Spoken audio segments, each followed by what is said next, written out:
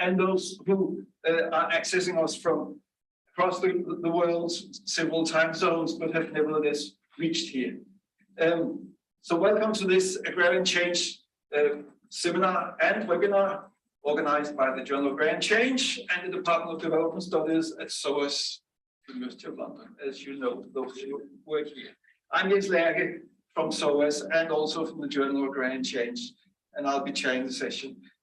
I'm also joined by two Journal Agrarian Change co-organizers online, Sreya Sinha from Queen Mary, University of London, and Enrique Castañón from UCL. Our speaker today is Sarah Stevano from the Source Economics Department. So welcome to you too, Sarah.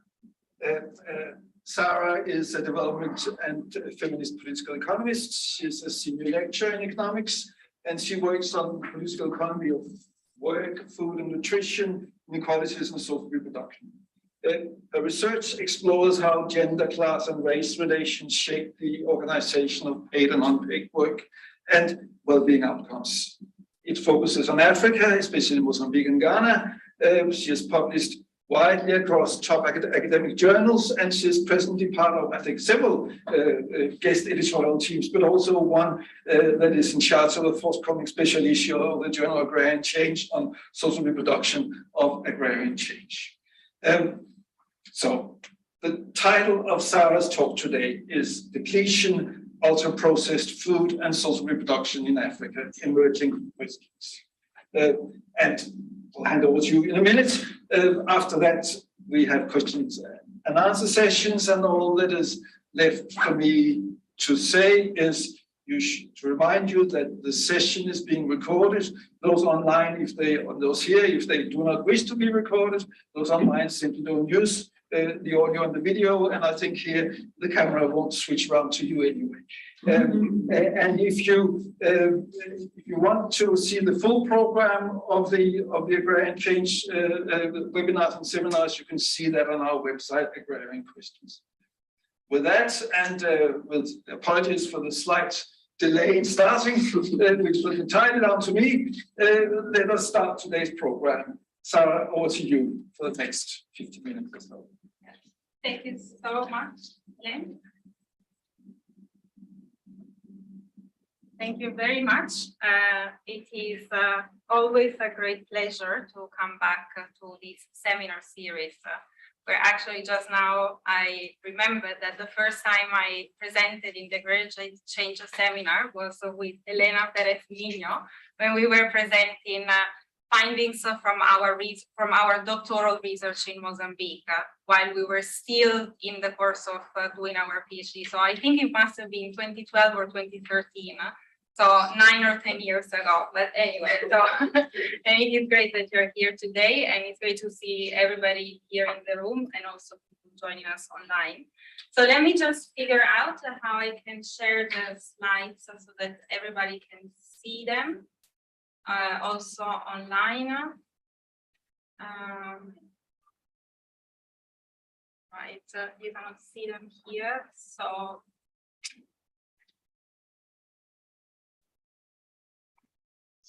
yeah, okay, it's just okay. I hope that people on Zoom can see the slides. Can you see them? Oh, we cannot hear you, maybe. I hope so. And if there is a problem, do let me know. Because I don't know if they can see this screen or this screen. Yeah, it's okay. I'm going to start. And if there is a problem, I will come back to this. Okay, so as Jens mentioned, my talk today is on depletion, ultra-processed food, and social reproduction in Africa.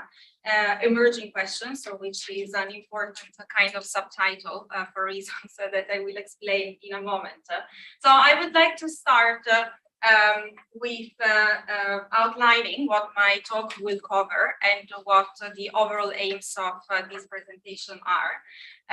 So the way I structured the talk is essentially to take you through my thinking and reasoning process on starting with a couple of problematics that I have encountered in my research which should explain why I began to think about food and social reproduction in the way that I do. So the first key problematic has to do with studying the crisis of social reproduction, and the second key problematic has to do with studying dietary change in African countries. Then after this framing, I would like to share a preliminary conceptualization of what I call the food social reproduction nexus.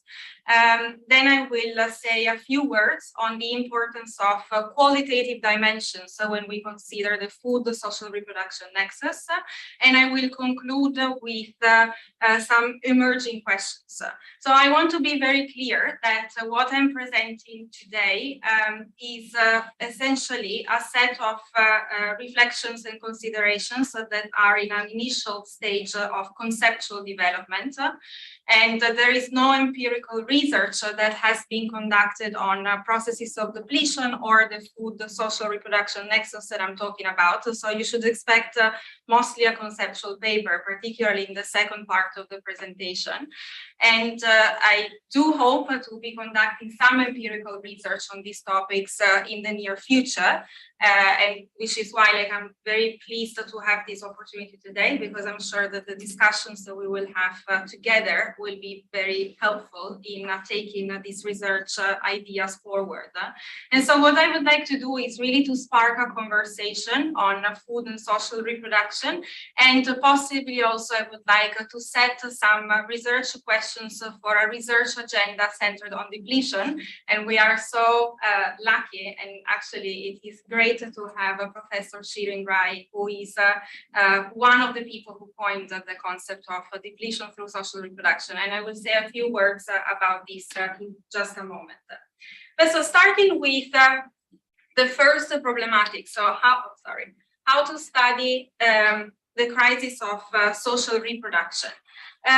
So for a start, I think some of you might be familiar with the social reproduction or the crisis of social reproduction more specifically, but just to make sure that we're all on the same page, I think for me, a good starting point to think about what is a crisis of social reproduction is Nancy Fraser's conceptualization of this. Nancy Fraser situates the crisis of social reproduction in the functioning of capitalist economies. And so I would like to start with this quote from her chapter published in the Social Reproduction Theory book published in 2017. So I'm just going to read this quote. The capitalist economist relies on, one might say, free rides on activities of provisioning, caregiving, and interaction that produce and maintain social bonds, although it accords them no monetized value and treats them as if they were free. So clearly this refers to this contradiction in capitalist economies, where they are absolutely reliant on the work and practices of social reproduction. But the capitalist system is not particularly keen on valuing these activities at all or adequately. And this creates, in the original formulation of Nancy Fraser, a crisis tendency within a capitalist economies that we can refer to as a tendency, a social reproductive crisis tendency. Okay? Now, many of you might be aware of the fact that in recent years there has been much renewed interest in social reproduction. There is a lot of, I think, very exciting scholarship that is happening as we speak on social reproduction. And in this context, the notion of a crisis of social reproduction has been embraced by many. So if you have a look, you will see that a lot of the literature on social reproduction mentions the idea of a crisis of social reproduction. And indeed, the crisis of social reproduction, I believe, is linked with a very long-standing feminist concern with the systemic devaluation and subordination of social reproduction. And I won't have the time to go through in these three areas in detail, but I'm happy to come back to these in the questions. But for me, there are at least three streams of feminist scholarship that are particularly important to understand the overall devaluation of social reproduction. One that has engaged with the separation of home and factory production with the advent of and development of capitalism. And for example, Angela Davis has written on this, but also Maria Mies. Another area has to do with essentially the formalization of the lack of value that is given to, in particular, unpaid household work. That is basically what underpins the construction of national accounts and the most important, if you want, economic indicator, which is the gross domestic product. And on this, this is an agenda that was initiated by Marilyn Waring and has been taken up, for example, by Catherine Hoskyns and Shirin Rai.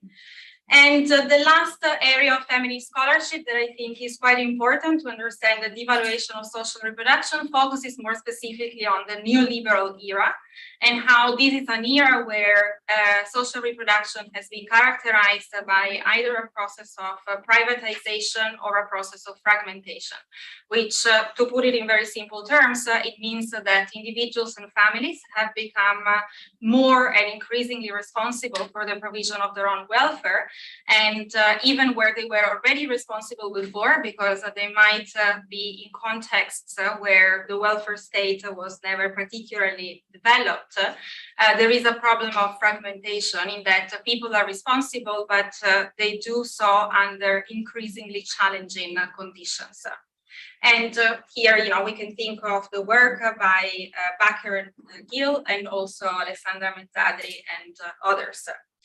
So this is all incredibly important, but from my perspective, when I started thinking more specifically about the crisis of social reproduction, and in particular doing a more empirical research on the crisis of social reproduction, I found that there is not a lot of exploration of the concrete and specific processes that can take a systemic squeeze of social reproduction, which is well documented in the academic literature, to a point of crisis. And so I think that there are some big and fundamental questions that are not adequately answered so far in the literature.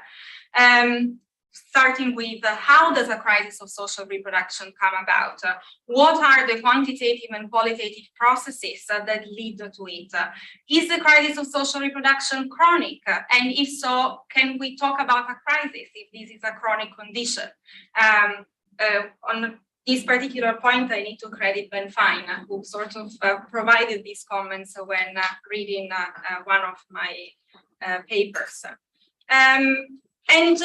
I think that to begin to think about the concrete and specific processes that might underpin a crisis of social reproduction, the notion of depletion, and in particular depletion through social reproduction, is very promising. So as I mentioned before, this is a concept that was introduced by Shirin Rai, Catherine Hoskyns, and Tanya Thomas. Essentially, the concept, the way I understand it, is one that seeks to capture the uncounted costs of social reproduction. And in this sense, it borrows language used in environmental accounts. So the idea that we need to be able to capture the negative effects of economic activity on the environment in order to understand the functioning of the economy. And a similar reasoning applies to the importance of having the resources that are needed for social reproduction in order to be able to reproduce human life and society at large. Okay, in its original formulation, the concept of depletion through social reproduction compares the inflows of resources that are needed for social reproduction, and this can be done either at the level of the household, or sorry, at the level of the individual, the level of the household, or at the level of the community. and the outflows of resources that are spent on providing social reproduction. And in the original formulation, the inflows of resources are to do with things such as earnings, social networks, health and public provisioning. And the outflows is mostly time spent on unpaid social reproduction work.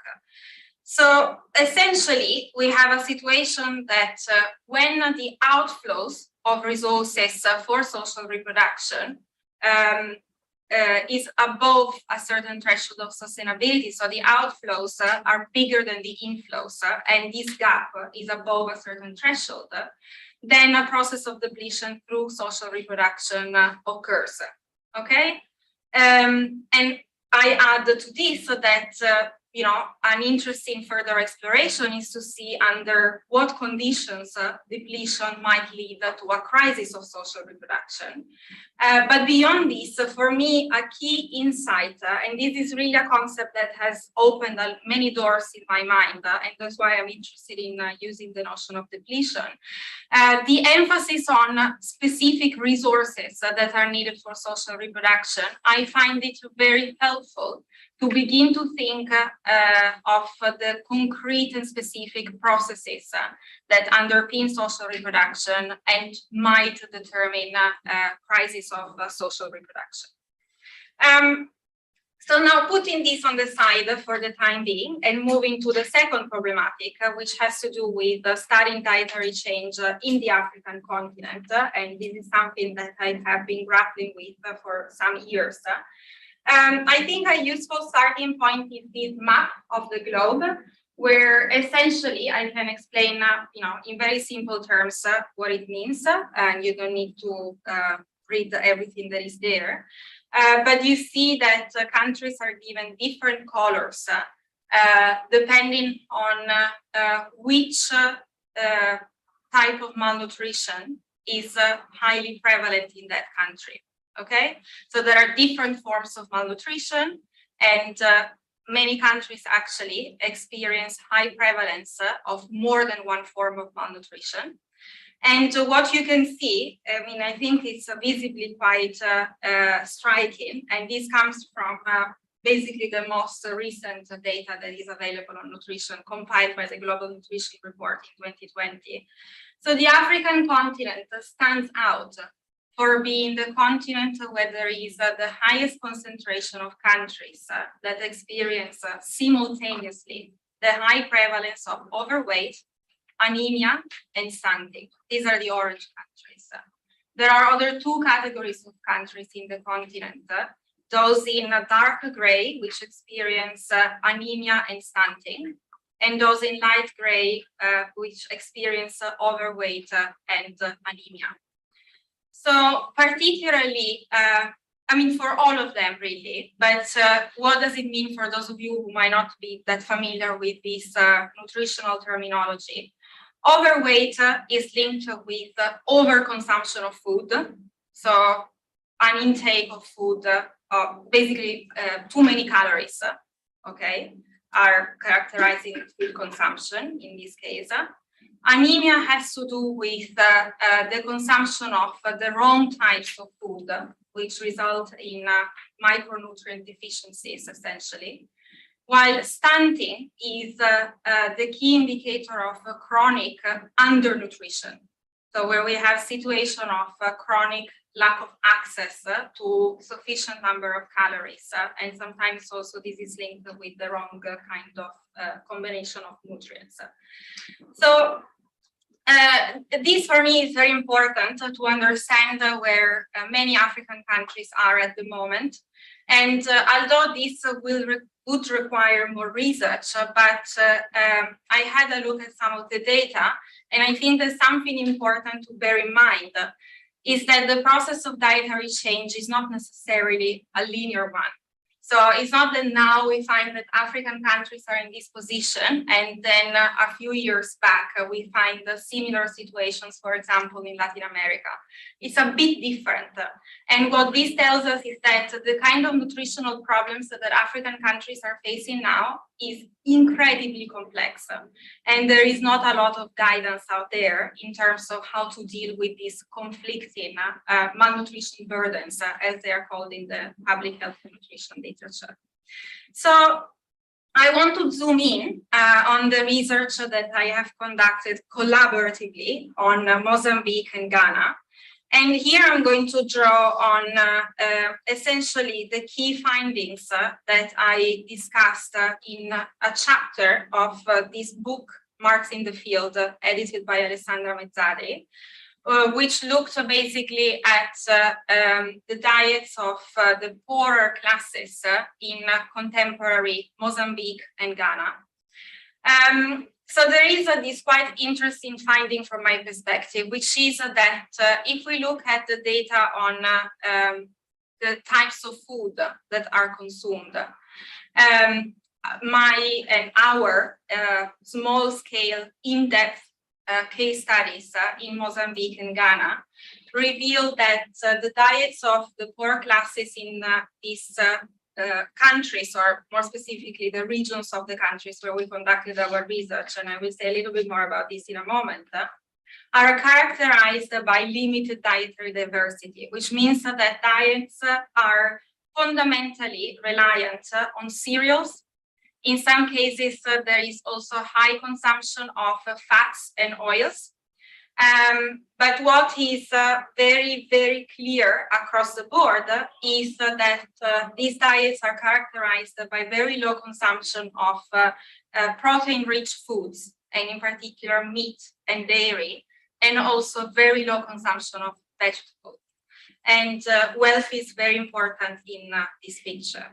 So now these broader patterns in terms of dietary diversity are actually the same of the dietary patterns of the British working classes that Marx describes in Capital Volume 1.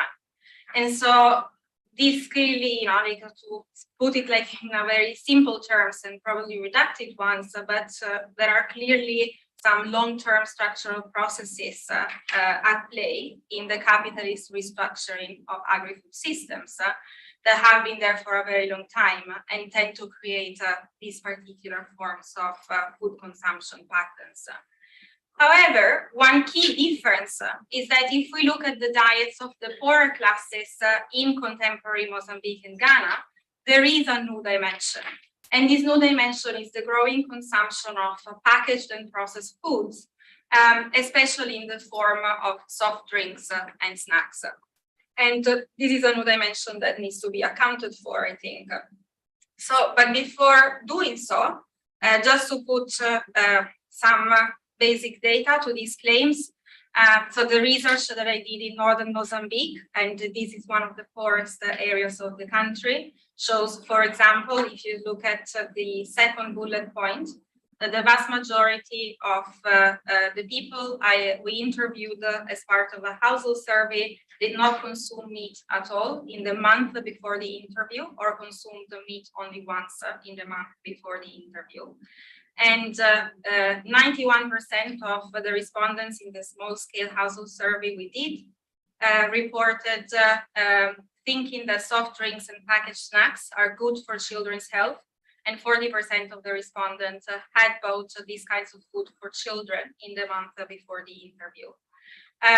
In Ghana, so very different context, and here we are in the capital city of the country, so we are in Accra, and we're looking at adolescents. We see that the consumption of meat, vegetables, and dairy products is quite low for the poorer classes, but it grows with wealth. But one thing that is quite high across the board, and if anything, it peaks for the middle wealth groups, is the consumption of soft drinks and snacks. And these findings are also corroborated by larger studies across the entire country, for example, conducted by the WHO. And just to zoom out a little bit, a recent paper published just a few months ago on Nigeria, Tanzania, and Uganda, using data from a nationally representative household surveys from the World Bank's Living Standard Measurement Study, finds, very clear evidence of dietary change that includes a shift towards purchased food, but in particular unhealthy food that is purchased. And it finds that both the urban and the rural poor are the frontier of dietary change. And we see that across the urban and the rural poor, there is a high expenditure on unhealthy foods, which tends to increase with income. So the study concludes that the shift to unhealthy food is not only an issue, a middle class issue, but is also a key issue for poorer classes. Which, I won't go into this, but it is very clear that the food industry that produces these kinds of food has got very successful commercialization strategies, and they are able to reach not only the middle income segments of the population, but also the poorer segments of the population. Now, also on this problematic though, what do I think is missing? Because of course there is a lot of literature that shows and documents how dietary change is causing nutrition and health impacts, and these impacts are captured by discrete indicators of nutrition and health status, so some of which I showed in the map, right? The stunting, overweight, anemia, and this kind of thing. But it seems that there is a very little understanding of how dietary change and complex burdens of malnutrition shape the processes that lead to those indicators, and also what those changes in nutrition and health can in turn cause in terms of changes in everyday and intergenerational practices of social reproduction. And so, for example, some of the questions on which I think we have very limited knowledge, particularly for many African countries, are what are the processes that determine the growing reliance on unhealthy foods? How do these foods shape food acquisition and consumption practices? What are the implications for food production or household food production in particular? How is the burden of disease managed by families, communities, and the state? And so, in essence, I think that there is a lot that can be explored that looks at how these processes of dietary change create effects on the economic, social, cultural, and ecological conditions of reproduction. And so, having dealt, in my research in the past few years, on the one hand with the social reproduction literature, and on the other hand with the food literature, and particularly these processes of dietary change, I have become very interested in seeing where the two can come together to enhance our understanding of both social reproduction on the one hand and food on the other hand. So, on this note, I would like to move to the next part of the presentation, which is on the food social reproduction nexus. And I want to start by try to capture what it means from my perspective. So what is this food social reproduction nexus? And the starting point is to recognize food as a vital resource for social reproduction. And in that there is this link with the notion of depletion through social reproduction that places an emphasis on the resources that are needed for social reproduction. And so food would be a vital resource that needs to be part of the inflows of resources in order for social reproduction to actually happen. And then conceptualizing this food social reproduction nexus for me has two dimensions. One is to place food as a core dimension of social reproduction. And just to be clear, this I think is implicitly done in a lot of literature on food, but is not necessarily explicitly done, right? And so it is a matter of making that connection explicit.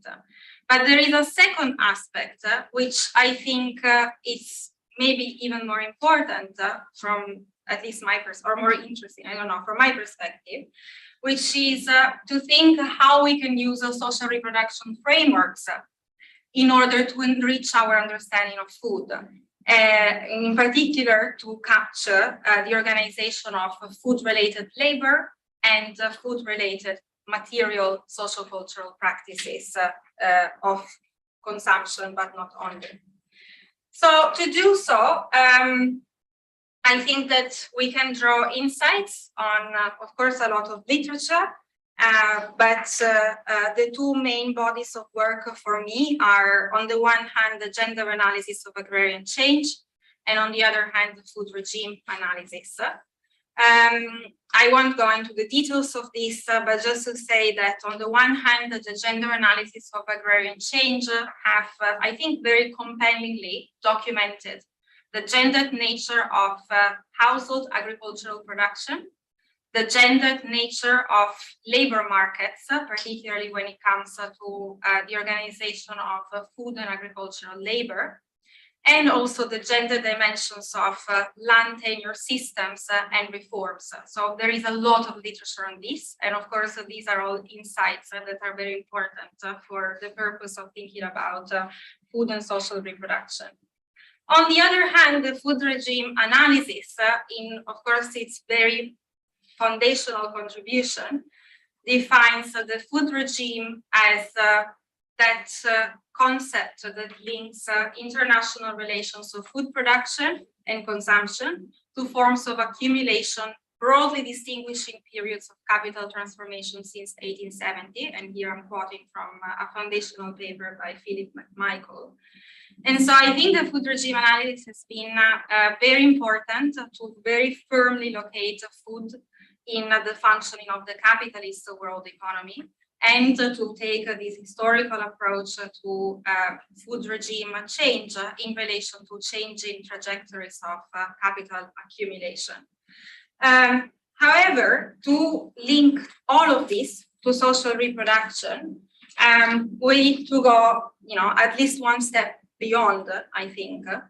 And here I found this quote from a paper by Philip McMichael, which is one of the few where the food regime analysis is explicitly linked to social reproduction that I have found, but I'm sure I missed something. But in any case, he says the following: the commodification of food via agro-industrialization is thus not just about the substitution of industrial or wage foods for peasant foods. It is also fundamentally about how this food regime generates redundant populations and destabilizes social and ecological relationships. Now, I think that exactly, so we need to understand how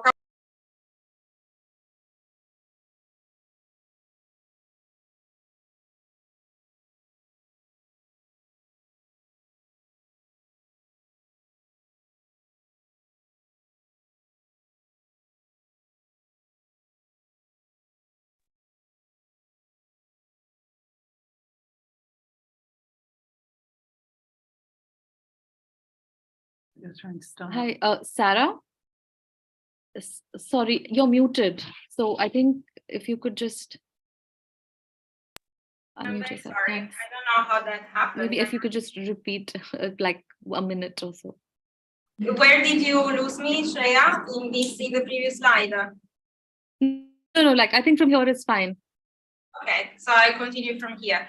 So I was just saying that one way to sort of move forward with my thinking on food and social reproduction was to go back to the agrarian questions and see where food is a salient feature of the agrarian question. So here, drawing on the work, in particular one paper by Harun Akram Lodi and Cristobal Kay, there are three dimensions of particularly the contemporary articulations of the agrarian questions that seem to be particularly important from my perspective. The first is that the liberal globalization has created a divide between subsidized food consumption in the global north and dispossession by displacement in agriculture in the global south. And this in turn has led to the expansion of a reserve army of labor, which is fundamentally unable to reproduce itself, or it can do so in very precarious and fragmented conditions, which goes back to actually the literature on the fragmentation of social reproduction during the neoliberal era. The second point is that the corporate food regime, which according to McMichael is the contemporary, the ongoing food regime that we have, sees on the one hand the deepening of corporate power in the world of agriculture and food, but also sees the parallel rise of social movements of resistance. So now McMichael is particularly interested in food sovereignty movements and in his conceptualization of how this connects with social reproduction. Social reproduction is very much about the reproduction of agrarian cultures, okay? And I think that this is an important part of what we need to be understanding in the food social reproduction nexus, but it's not the entire story. I think that this is quite a narrow understanding of social reproduction. And finally, there are what Akram, Lodi, and Kay define as the gender and ecological agrarian questions that fundamentally have to do with how non-commodified gendered labor and agroecological resources might contribute or otherwise to processes of accumulation. And I think that all of this for me is very insightful, and there is a need to bring this together in a more unifying framework. And this is what I think we can do using social reproduction as the lens. And so just to share with you a couple of other slides on the food, the social reproduction nexus, where I will try to put forward the preliminary theorization that I have in mind. And I cannot move forward anymore, okay.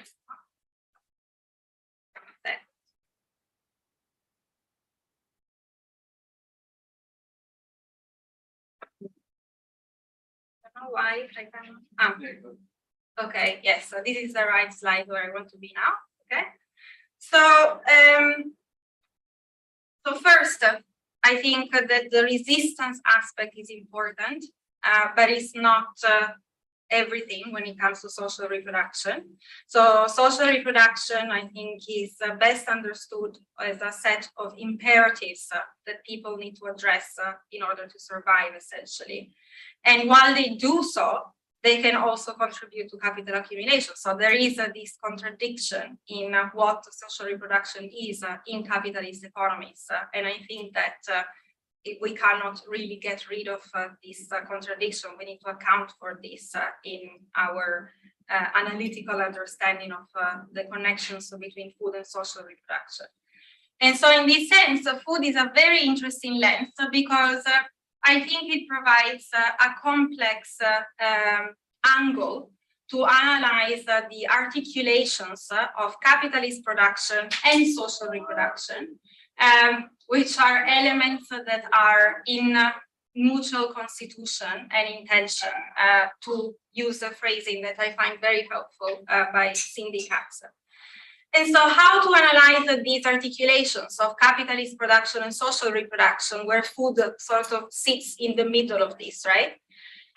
I mean, here I think that for me, we can do something that, of course, is not a new idea, but is to start with the commodity, with the food commodity, and then use the food commodity to then trace the specific productive and social reproductive processes at various moments of food production, distribution, acquisition, preparation, and consumption.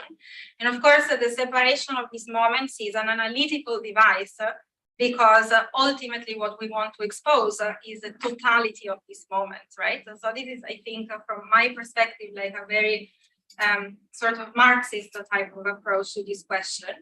And then very timidly, because I know that you know, visualizations are always a bit problematic because there are elements that are inevitably simplified.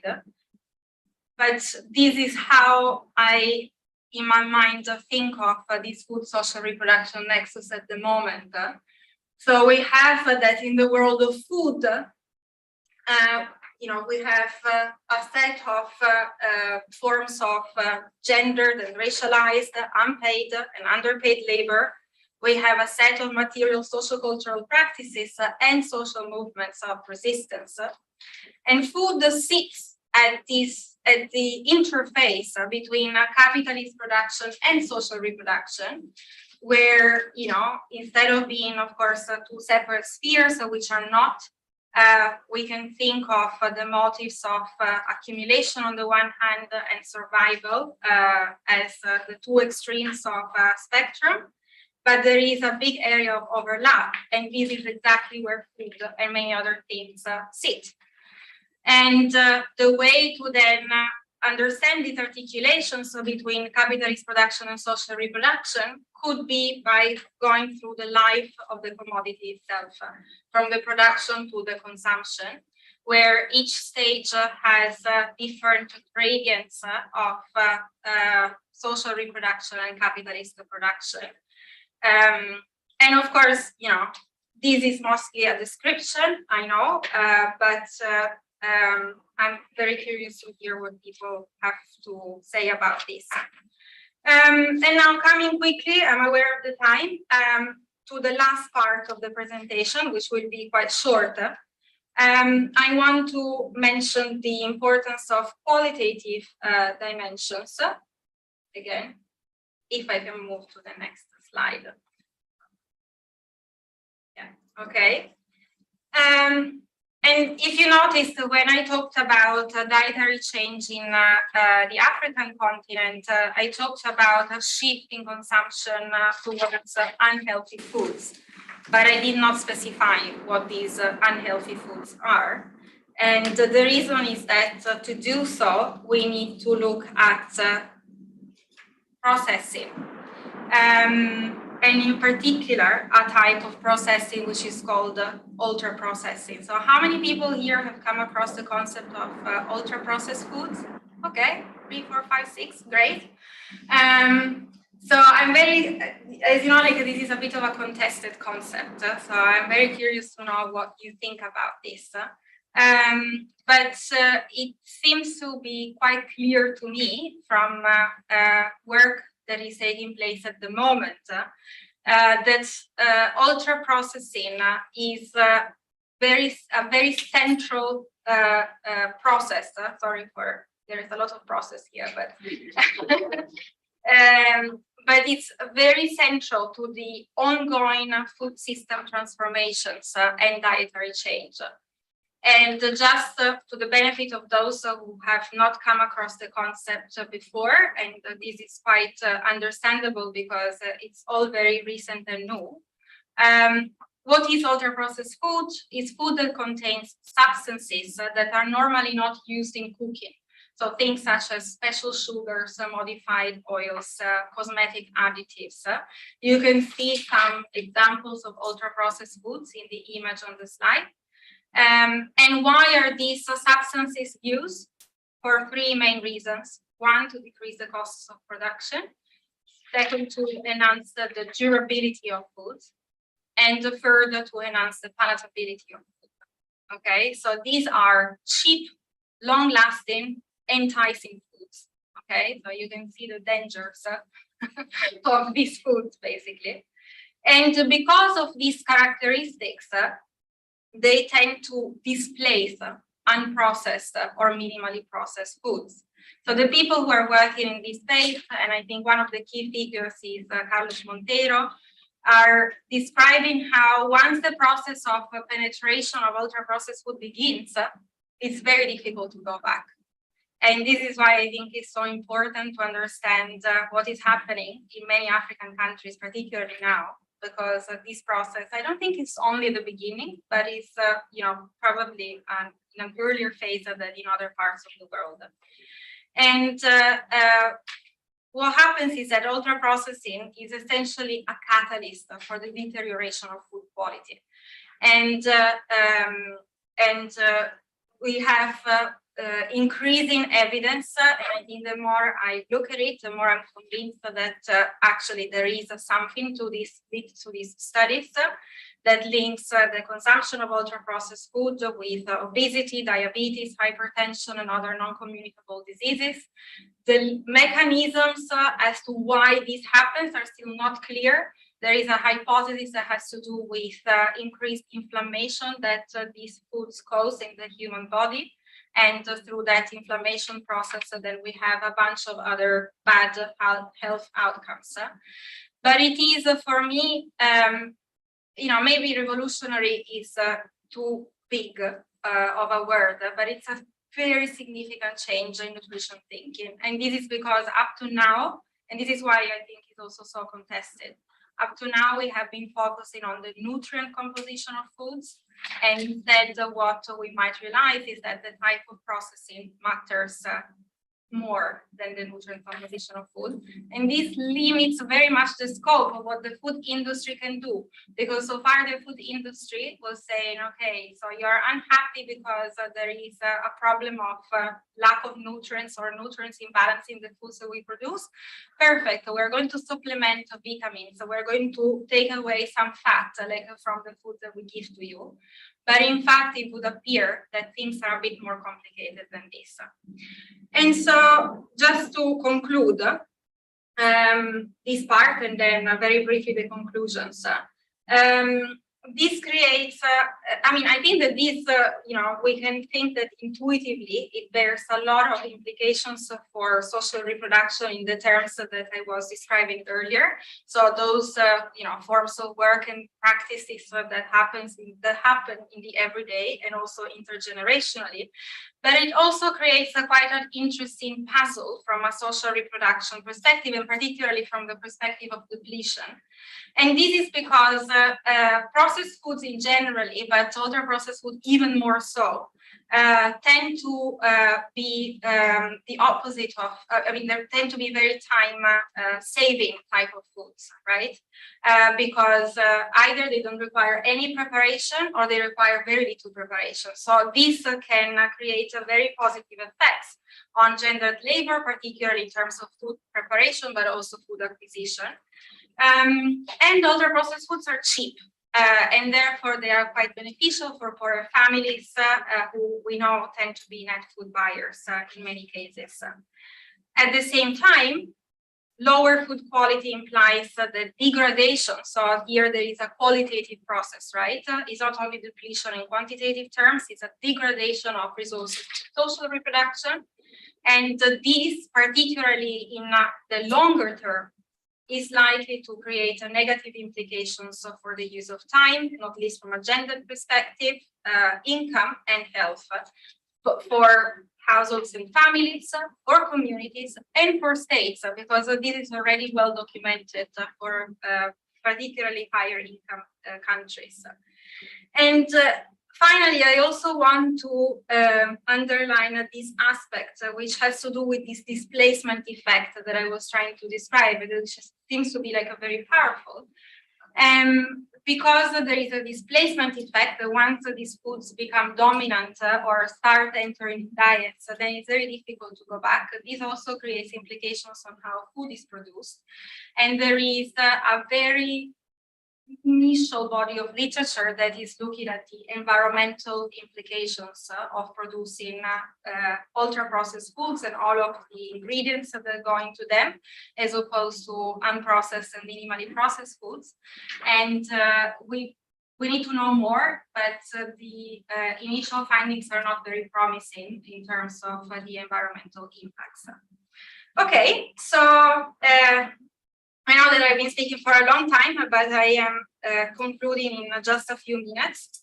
The final considerations, so where I want to first summarize the key points and then just conclude with some emerging questions. So I hope I was sort of able to articulate the following points in this talk.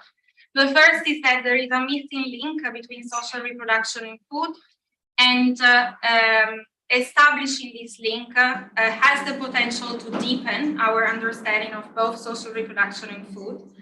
Second, depletion is a useful concept because on the one hand, it advances an initial idea on how to capture processes that can culminate in crisis of social reproduction, and also because it draws attention to specific resources that are needed for social reproduction. So in the preliminary conceptualization of the food social reproduction nexus, we take the food commodity as the guiding lens through which the articulations of capitalist production and social reproduction can be examined at different moments of the life of the commodity. And finally, qualitative dimensions are important because of what emerges from a sort of vicious nexus between food and social reproduction might be both depletion and degradation of social reproduction. And of course, there is no research that has been conducted on this yet. So there are a number of emerging questions, so both conceptual in terms of how the different moments in the life of the food commodity are linked. And I think that there is also something very important in terms of integrating the social and ecological conditions of reproduction. And then many methodological questions. So what methods are needed specifically to do this in practice?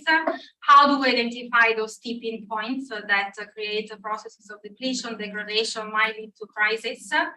What is the correct level of analysis? Probably more than one, but how do we link then these analyses at different levels? And what are the correct timeframes to capture maybe short-term impacts and also long-term ones? And I just want to say that hopefully, you know, probably this will not be only the only group of people working on these issues, but I'm hoping to conduct research on South Africa, Mozambique, and Ghana on these issues, so with the people who are mentioned on these slides. And this is where I end, and I very much look forward to your comments and questions. Thank you.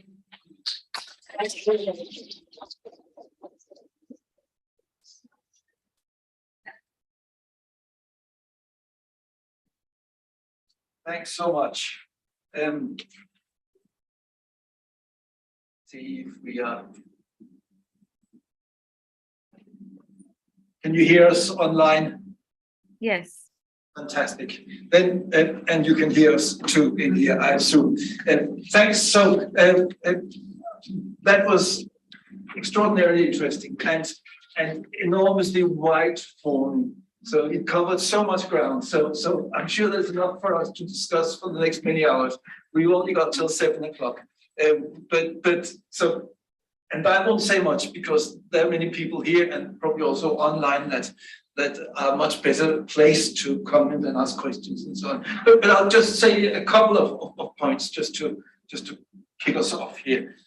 So of all the sort of tour de force of the different concepts and how they fit together, but there were a couple of nuggets that I really enjoyed, and one was that you saw social reproduction as a set of imperatives that needed to be addressed to survive, but also at the same time would constantly form part of capital accumulation. So the way you conceptualize this, you do not have a needs context and an accumulation context. You wish to read them together. I think that is a very fruitful way of going about this. Now, when you do that, then you put forward the suggestion that food would be the interface between capitalist production and social reproduction. Could I suggest maybe food is one interface? Because I think I could see other interfaces as well, both sort of social reproduction of the workforce that needs to be education, and also we're looking at depletion in what is being depleted and therefore what has a direct impact on social reproduction. And I can see how you use it to get to the discussion of diet and food and how it works very well for that. But it's maybe one and not the interface. I won't say much on your discussion of then how you see ultra-processed food and processed food having a direct impact. That was very clear, and others might have much more interesting views on that than I have. I just wondered one thing in relation to the focus on food, going back to depletion again.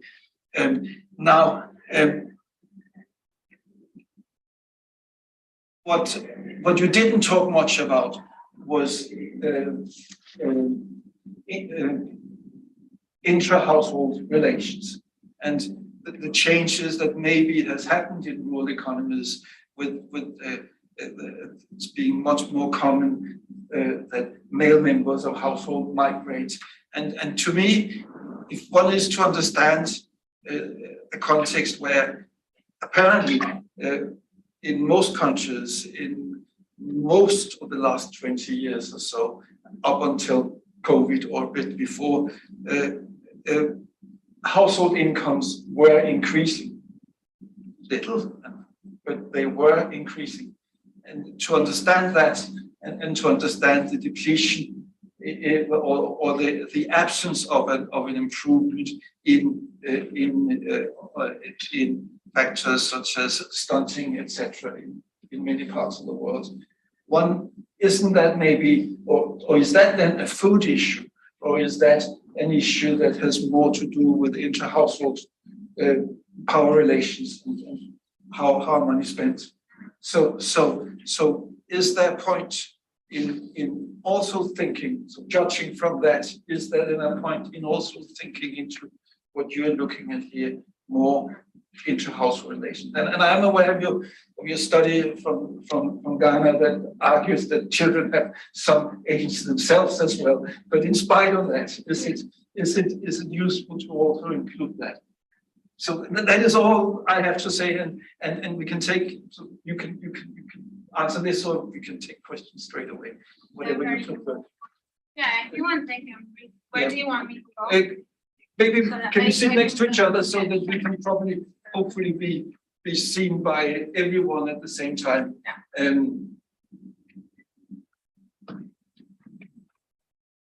So we have a question from the floor here as well. So we just take that. Sure. A couple of questions from the. So let's not take too many at the time, because it's good to we tend to give the speaker time to elaborate answers as well. Let's take one more and then return to two more afterwards. Yes. Hi, thank you for your presentation. I'm very interested in the concept of social reproduction crisis that you talked about, and maybe I didn't understand it, but could you explain the inflows and outflows of resources? Because in the inflows you mentioned earnings, social networks, and public provisions, but in the outflows you talked about time spent. So the different entities, like one is time, one might be money or other resources. So how would they lead to a crisis? And a crisis of what exactly? Like, is it a crisis of time or yeah. Thank you very much. Should I deal with this? I'm being weird. I mean, that's how always happens. Yes, and we are right at the same floor as the bar, so we are in the belly of everything. Okay, so if I can have a go at the first set of questions, thank you very much. So just to say, Jens, that absolutely, I think you're right that your point that the food is only one interface is not only important in terms of understanding that, exactly, food is only one of the various things that we could have in that box, if you want, or not a box, but in that location. But I think, again, then one needs to think, what is analytically feasible, but it is worth thinking about what other elements one could list in that location to understand how they interact with the world of food, essentially, right? So again, it's not that one can, particularly in empirical research, one needs to draw some boundaries, I think, but I think it is important to think of food not exactly a resource for social reproduction in isolation from other resources. So there's more thinking that I think needs to go in that direction. So that's one. And then, yes, I mean, you know that on the context of Mozambique, my research looked precisely at intra-household relations, and my PhD student Charles is looking at intra-household issues in the context of Zambia. So I'm very sympathetic to the point, and I think that you're right, particularly when it comes not on exactly you immediately pointed to gendered forms of migration and how these intra-household relations are not fully understood simply if we look within the household, but we need to look at the household as an institution embedded in a broader social context. And there are some complexities, yes, around income, the use of time, and how these come together, not only in the food domain, but in fact in many other domains that have to do with everyday life and intergenerational practices at the level of intra-household relations. So again, I agree, and it is true that I haven't emphasized this, so it is something that needs to be in there more specifically. And then on the question on social reproduction crisis, thanks for that. So I just want to be clear that the link that I have, in very sort of tentative ways established between depletion and crisis of social reproduction is one that I think I would like to explore, but I don't have a full story on how that imbalance between inflows and outflows of resources can lead to depletion and then to a crisis of social reproduction. So I don't want to say it was just a preliminary idea, basically, but I think there's some more that needs to be looked at in more detail. But more specifically on the notion of depletion, if you want to, Shirin can come in as well. But so my understanding is that, yes, absolutely. So I think it is a very powerful initial idea, but I think that what I would like to do, hopefully with others, is to think about what those resources are in the inflows and in outflows. I think that would be a very promising way forward to take the concept forward. And there was something else that I wanted to say on this. Yes, so essentially, it is a matter of understanding how exactly, income, time, and food and other things come together. So from my perspective, I would like to essentially extend that notion, particularly by exploring what those resources are in the inflows and the outflows. So, yeah. Very good. So before we continue here, let me just point out that to those online, of course, can also join in with questions. They just have to raise their hands and we will hopefully notice and therefore include them at the speakers list. Or they can do what Bridget Laughlin has done already, write questions in the chat, which we will then return to as well. But now we'll return to start with at least one question. We have two. Shirin, would you like to go first? Thank you, Sarah. That was just a really interesting paper. So I'm so glad I could make it. And I don't know anything about ultra processed food, and I felt really sorry to see chocolate up there. But so I was thinking about sort of crises of social reproduction and crises of food, right? And how the two are probably sort of what are the connections between those? It's an open question really for you, and whether your conceptualization of food and food as a social reproduction nexus would help us think that through, right? So what exactly would you need to focus on? I'd like to know a little bit more within that nexus specifically. So one thing that you do focus on is, of course, labor. So I was talking to somebody yesterday and we were talking about the public distribution system in India, where they realized that giving people, poor people, rice during COVID just didn't solve the problem because rice has to be cooked.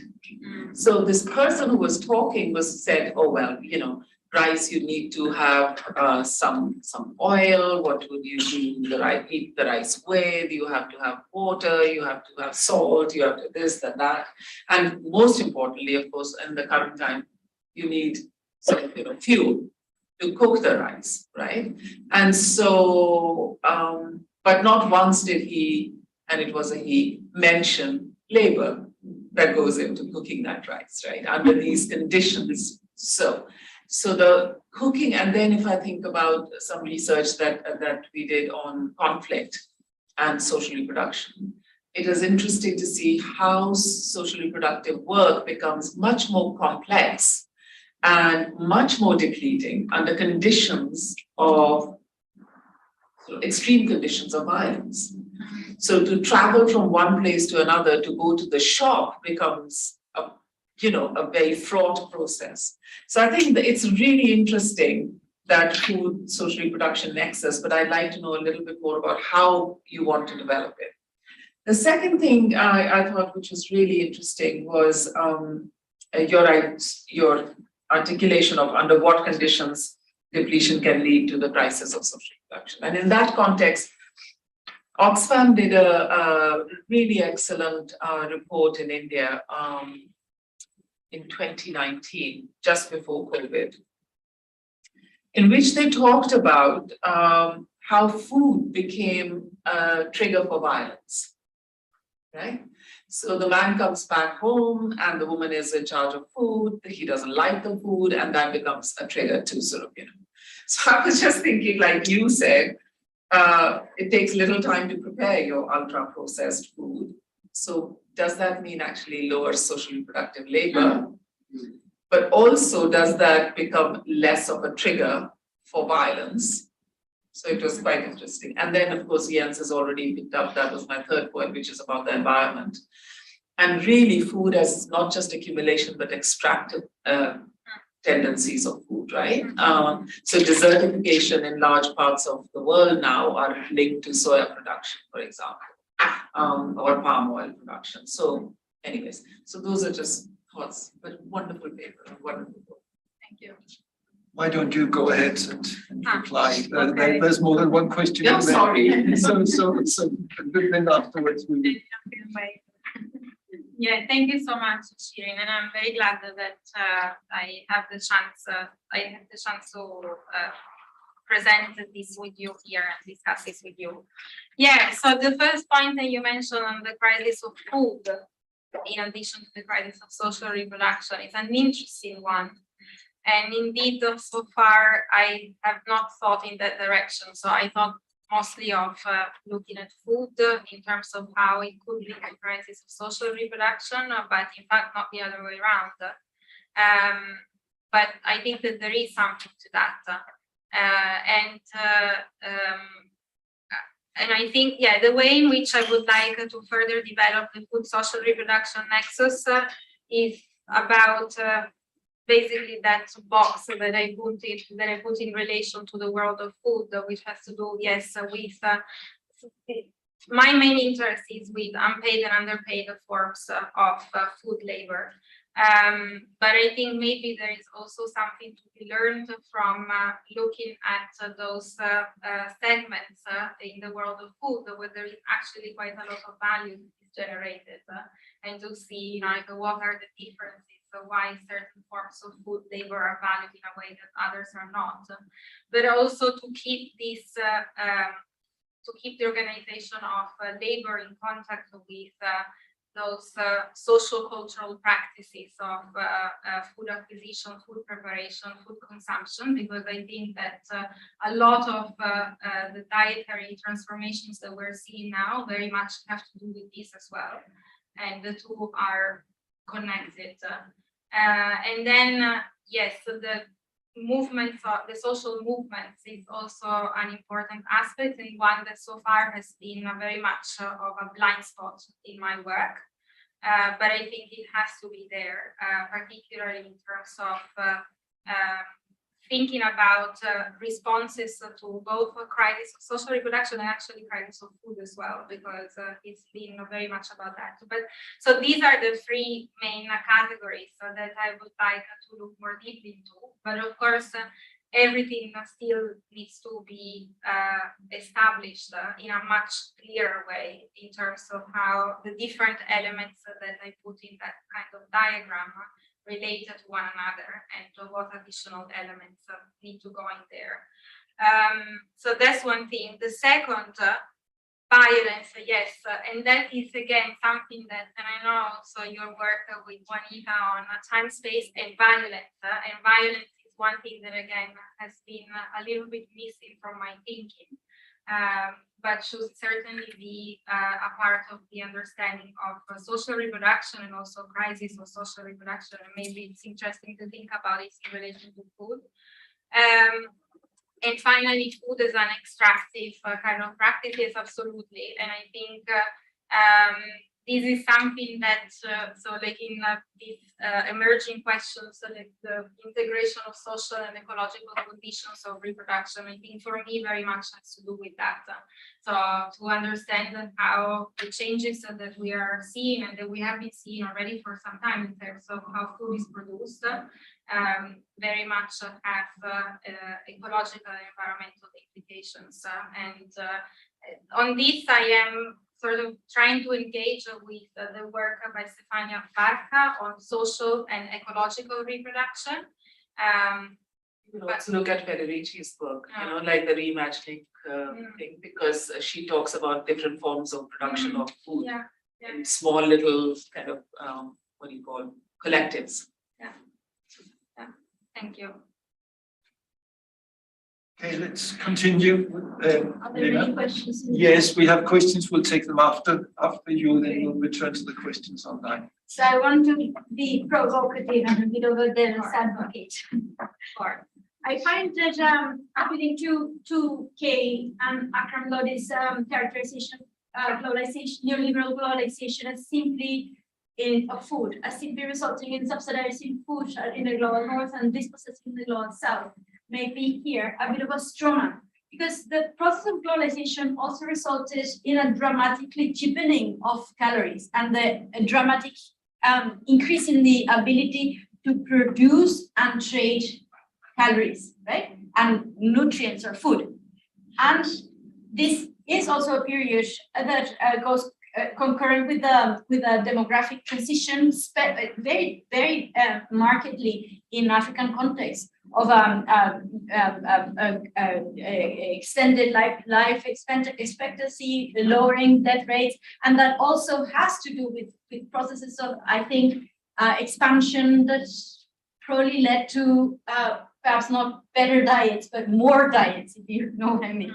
So isn't it, can we simply forego the fact that, and this is work that you yourself have done in noticing the differences between families that have to pound the mice and mechanize mice pounding. So I don't think we can simply just do away with globalization and what it means in terms of food production, food trade, and food consumption so easily. And my other point is with this rubric that you've chosen of looking at the life of food as a commodity, because A, you'll be accused really quickly of commodity fetishism, and B, it lends to a temptation to reify food as if it were in a way disconnected from the labor processes, but I think you wouldn't fall in that. But as you were saying this, I thought of something, and something that may be actually quite a good analytical handle here. That when it comes to manufacturing, we think about ultra-processing as the best thing that can happen, right? The cheapening of the process, the cheapening of the produced good through the ultra-processing. And that is what, you know, upgrading is ultimately about at macroeconomic level. But when it comes to food, all of a sudden, this ultra-processing is not positive, right? And this is what makes food different and this from other commodities, both at micro level, but also in terms of improving value addition and upgrading and acquiring capacity in the agro-processing sector. That's it. Now, so I think I'll take one of the questions from online because it actually relates directly to some of these issues here, and then we'll return to Bridget afterwards. So Carlos Oya has put in the chat: is there consensus on contradictory effects of availability of ultra-processed food on social reproduction imperatives? It may lead to freeing up of time, less cooking, which may result in higher labor market participation. Yeah. So is there something positive in this? From the, I guess is to squeeze, to push Carlos' argument a bit. So over to you. No, thank you. Yes, and I think, I very much, I don't want to preempt any answers, and that's why I try to frame this in terms of a social reproduction puzzle, because I don't know exactly what the overall effects would be. But I do think that there has been a lot of emphasis on how time-saving practices and technologies are beneficial in terms of gender time use. And there is an argument also that as time is freed, particularly for women, then it's not necessarily used for leisure, but it is used to engage in more productive and at times exploitative work. So it is very complex, but I very much recognize this. And that's why at the moment my thinking is really about trade-offs, if you want, or this puzzle where we have conflicting effects. And this is what I would like to further explore in my research. And this, of course, connects very much to Elena's first point. I don't think that I want to go as far as to say something too dramatic and drastic about globalization. But I do think that we need to consider how, yes, there has been a cheapening of calories, but in some ways there has also been a deterioration in the quality of some of these calories, at least.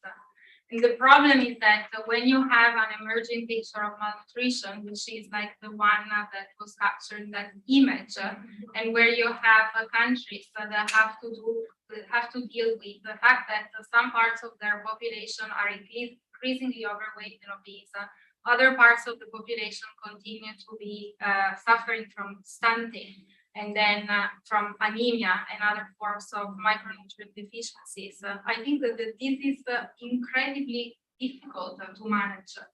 And particularly the rising incidence of diet-related non-communicable diseases. There is a lot of research that shows that this has already increased a lot the costs of healthcare provision, for example, in higher income countries, but also the costs of out-of-pocket health expenditure for families.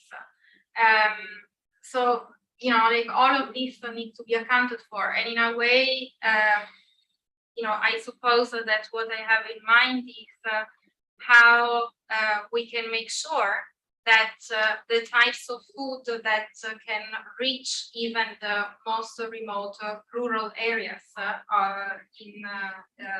for example, in the context of Mozambique, are not only soft drinks and ultra-processed snacks, but also some kinds of perhaps industrially produced foods, perhaps even processed, but of better quality, essentially. So for me, that is a key question. And the problem is that so far, I feel that the food corporations that have been producing a very poor quality food have been left completely off the hook. And in fact, they have a lot of room to do basically whatever they want, particularly in African markets. And this is something that needs to be addressed. So that's why I am placing the emphasis on these things. But of course, yes, it is a very complicated picture because there are not only primary kind of effects, but also knock-on effects, like what Carlos is saying in terms of participation in labor market and whatnot. And all of this needs to be accounted for. And did you feel you answered the globalization part? Yeah, it's okay. Okay, sorry, I had zoomed out for a minute, so that's why I asked like that, because I just had to follow the chat here as well, which is not. I hope so. Are you happy? Okay, good. So now here, Shreya, could you take the questions in the chat, the ones from Digital Outlook, please? I can do it. So I think there's just a couple of, a couple of comments from Bridget. So the first one is that Christina Satyamala has suggested that at least for India, there is, a great deal of emphasis on current nutrition literature on malnutrition to the exclusion of undernutrition. And in your review of Africa, you're also looking at hunger and famines. I think she's just asking if you have similar reflections. And the second question is the importance of cassava and nutritional question of processing time and availability in Mozambique. Yeah, and that's all. And just a thank you for a great presentation. Thank you. And yeah, I mean, I'm very grateful for Bridget's comments now, but also because I have been trying to learn from Bridget's work for many years. So really, a lot of this actually is informed by the work that Bridget has done. But so on the first point, if I understand it correctly, and again, so the work by Christina Satyamala is among the few exceptions of very interesting work on nutrition, actually. So I really enjoyed it very much. So if I understand it correctly, yes, I think that in the context of African countries, perhaps with the exception of South Africa and maybe Nigeria at the moment, there is a lot of, the overwhelming emphasis is on undernutrition. And in fact, I think that there is first, so there are not many studies that capture how overweight and obesity are on the rise and how these are connected to dietary change. There are some, but it's not a massive body of literature. And this shortage in terms of research is even more, is reflected in even starker ways in policy making. Because my understanding of food and nutrition policy in many African countries is that it's still very much focused on primarily two things.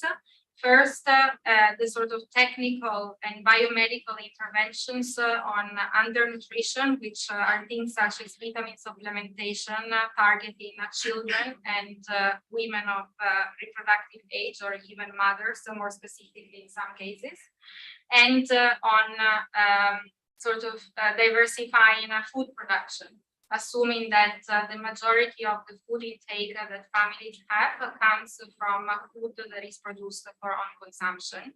And so, for example, there has been this ubiquitous intervention on orange flesh sweet potatoes, which is about encouraging farmers to grow a type of sweet potato that is nutritionally richer.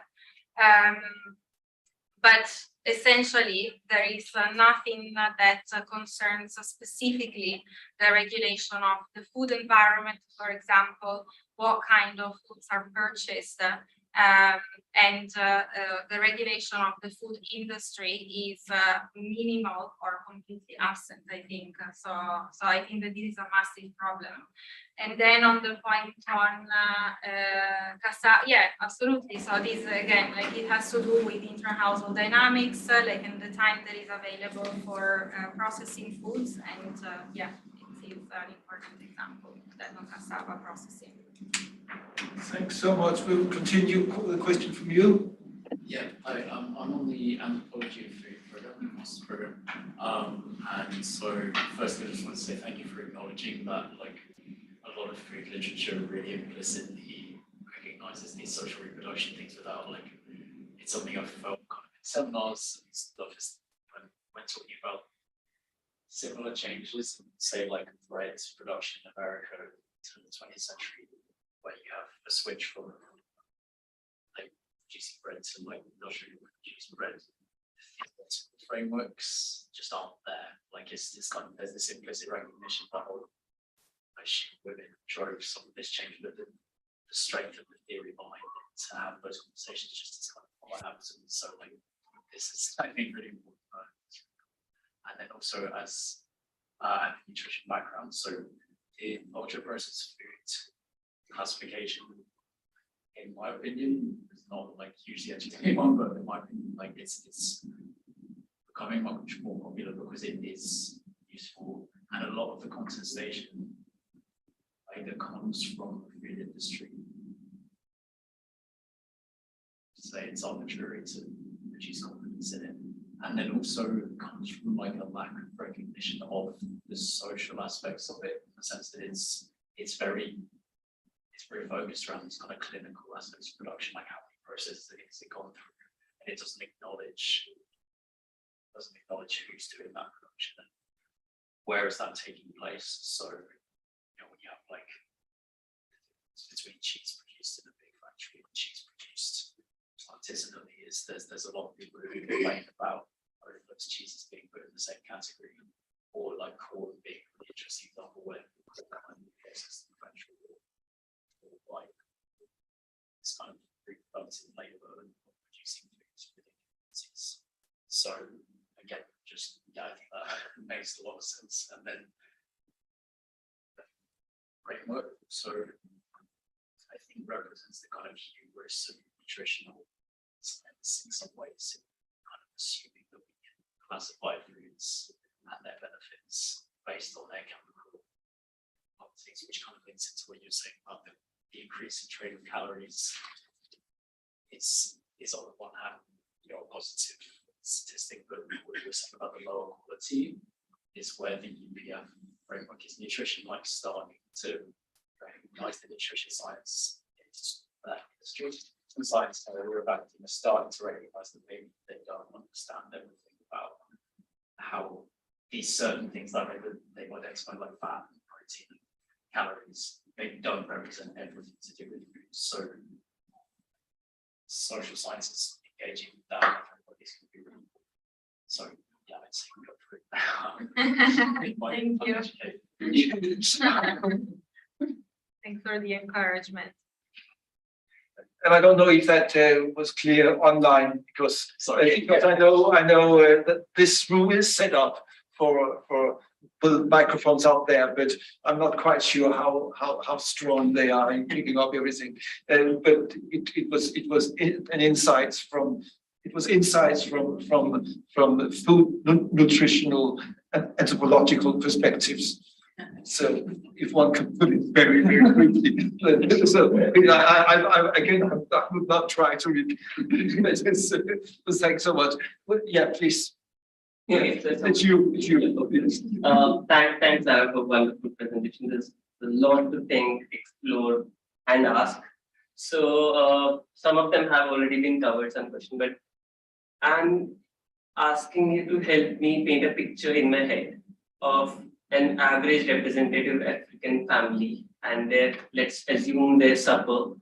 And can you present a picture of like what happened before, like the kind of meal that they had before and the kind of meals that they have now?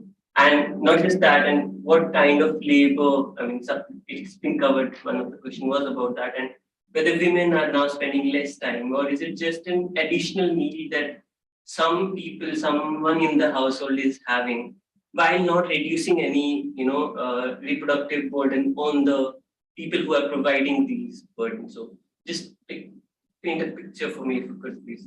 Thank you. Shall I take this? Yeah, so I just want to thank you for your comments and encouragement.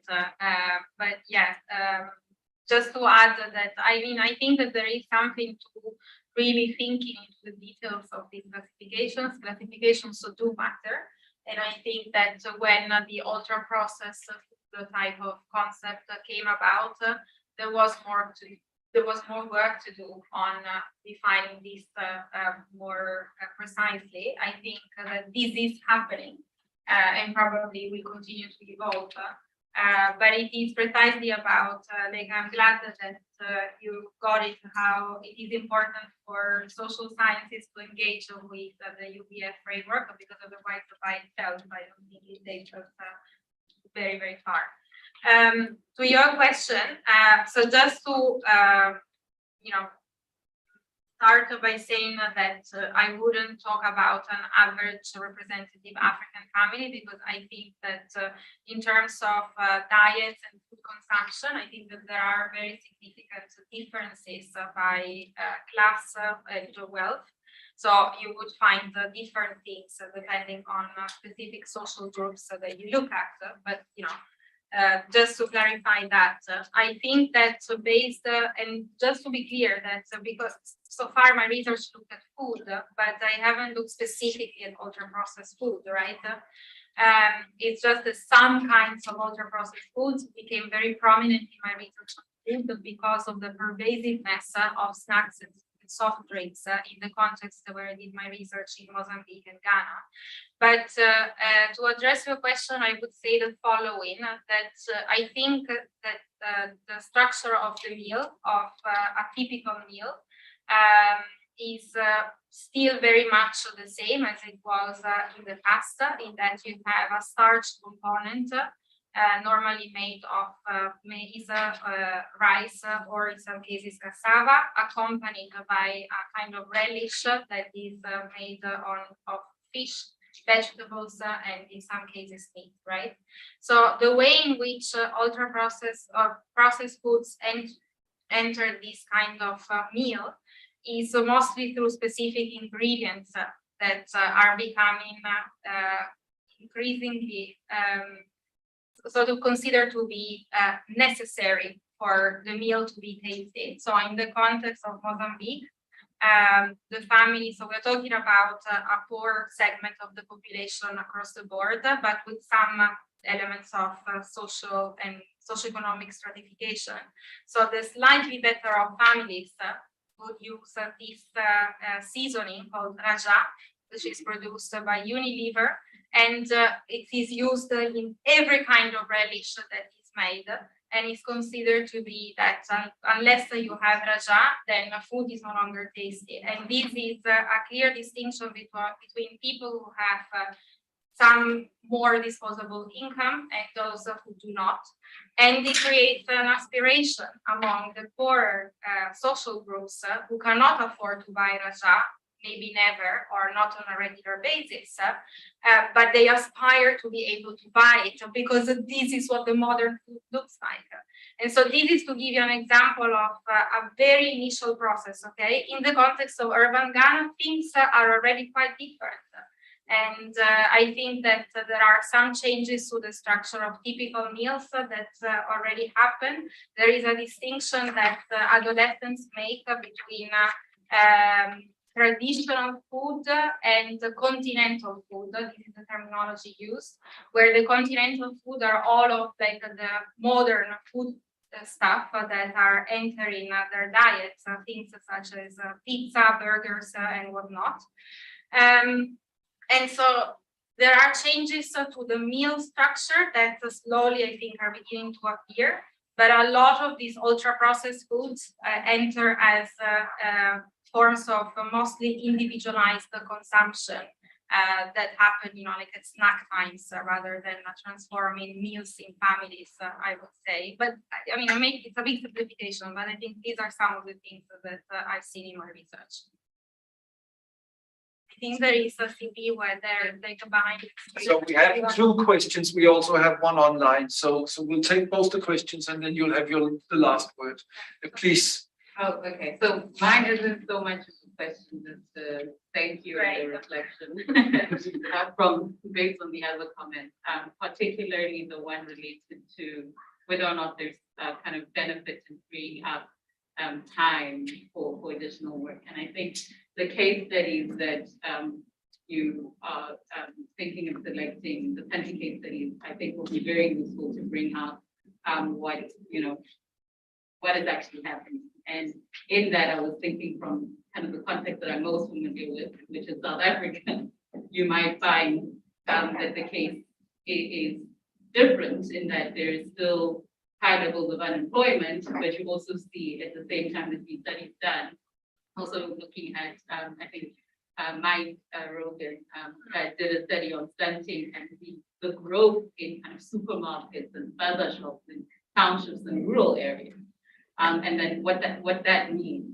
But another kind of question that I was also thinking about in your presentation was around how the food is produced. So at the same time as we're seeing kind of these kind of supermarkets and the kind of bazaar shops and things happening in these communities, how that food is produced is I think might also help to kind of think about the questions that we even have around labor and whether or not this globalization is having any benefit for communities in terms of the nutrition element that you mentioned, but also in terms of the kind of need in these countries and economies for improving things such as social reproduction and health and everything that is tied into what you presented as well. But yeah, very interesting. I'm excited to see what comes out of it. I think it's Thanks. Let's just take Steve Biggs' question from online as well. Steve, over to you. Hello, thank you for a very interesting talk. I've got two questions really around policy, and that's whether in the countries you're looking at, some of these outcomes you've been talking about are due to there just not being policies, or whether the policies are ill-conceived or corruption overrides them. So it's getting into, and you've already replied to some of that. So thank you for that. The other area is to get a handle on this, you might look at the processing industries and trade policy and industrial policy, because all of this ultra processing and much of other processing requires capital goods. And then it becomes a question of who's promoting what capital goods for processing in what ways, and whether there's a concerted engineering lobby who is informing government on some of those issues. Anyway, thank you very much. Really interesting. Thank you. Okay, so very briefly, thank you, Stevie, for your comments. So the one thing which is you mentioned supermarket, and I do know that in the context of South Africa, supermarketization is very important as a driver of dietary change. I think that some of the scarce literature that has looked at the food system transformation in African countries has been probably very much based on examining the context of South Africa. And I think it has put a lot of emphasis on supermarkets, which are indeed very important, but they're not the only thing. And so that's why looking at South Africa, but also Mozambique and Ghana, I think would be very interesting, because these dietary changes take place regardless of the presence of supermarkets in some places. And the food industry is incredibly effective at getting their food products through informal distribution channels in all sorts of places. So I just wanted to, use your comment to add to this point. And then to Steve, thank you so much for your points. So yes, so on policies, I mean, it is something that I think needs to be looked at in a little bit more detail. But my initial sense is that the correct or the adequate policies are absent. That's my view so far. I think that in South Africa, there have been some attempts to regulate the food industry, but these have been very minimal, and they have been very much contested by powerful groups in the country, not least from the food industry. There is some literature on this, but in many other African countries, there is very often there hasn't been a policy discussion on these issues at all. So there is a policy gap in my view. And your second point on the importance of looking at the processing industry and also trade and industrial policies, yes, absolutely.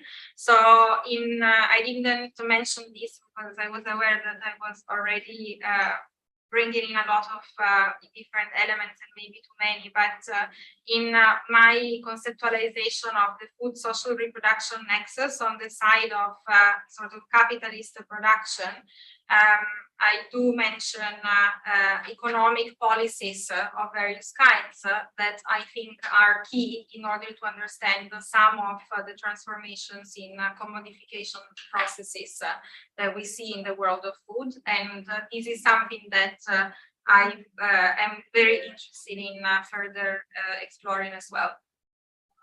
On this note, I think I'm done. Thank you very much. And thank